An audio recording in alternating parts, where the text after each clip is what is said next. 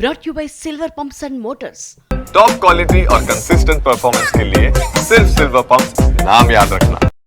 ఎన్నాలో వేచిన ఉదయం అంటూ పాడుకుంటున్నారు బాలీవుడ్ నిర్మాతలు. ఇప్పుడు దానికి కారణం కూడా లేకపోలేదు. అప్పుడు ఎప్పుడో గత ఏడాది స్త్రీ 2 తర్వాత ఇప్పటి వరకు మళ్ళీ ఆ బాక్స్ ఆఫీస్ కలకలలాడిందే లేదు.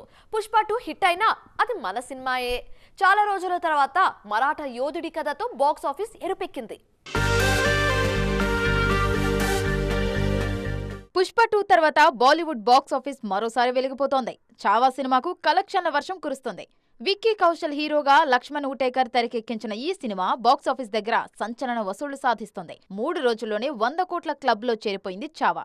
ఈ దూకుడు చూస్తుంటే 400 కోట్లు ఈజీనే అనిపిస్తుంది. మరాఠా యోధుడు ఛత్రపతి శివాజీ మహారాజ్ వారసుడు సంభాజీ మహారాజ్ బయోపిక్ ఇది.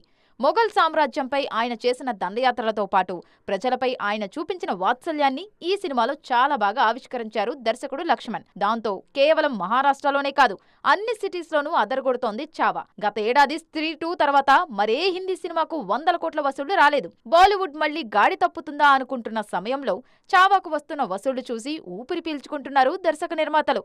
ఈ ఊపు రాబోయే సినిమాలకు ఉపయోగపడితే అదృష్టమే. త్వరలోనే సికిందర్తో రాబోతున్నారు సల్మాన్ ఖాన్.